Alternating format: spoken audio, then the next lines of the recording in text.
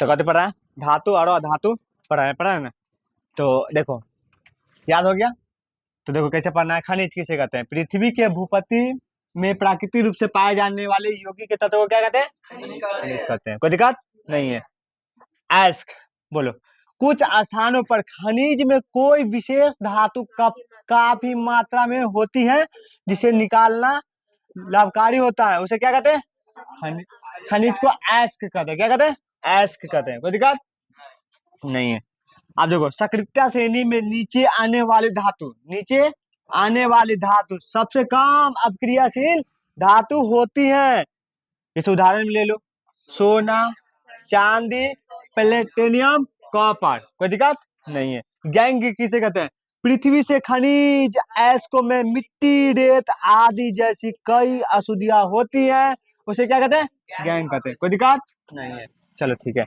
अब सुनो, पृथ्वी के भूपति मुख्य रूप से पाए जाती हैं। क्या क्या पाया जाता है? Oxide, sulphide, carbonate.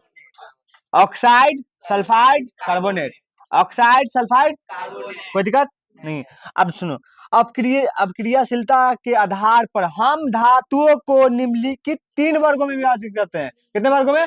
3। पहला निम्न अपक्रियाशील धातु, दूसरा,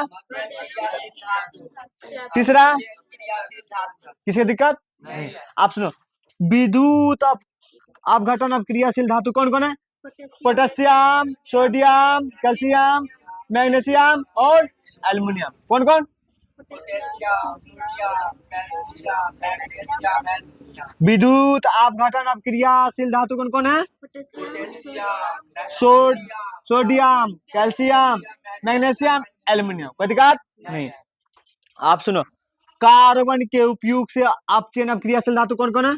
जिंक, फेरस, फास्फोरस, कॉपर। कोई दिक्कत? आप सुनो, प्राकृतिक अवस्था में उपस्थित अपक्रियाशील धातु कौन कौन है? एजी और ए। मतलब एजी से क्या होता है? चांदी। एयू से सोना। कोई दिक्कत? चलो ठीक है। याद हो गया? बंद कर दो।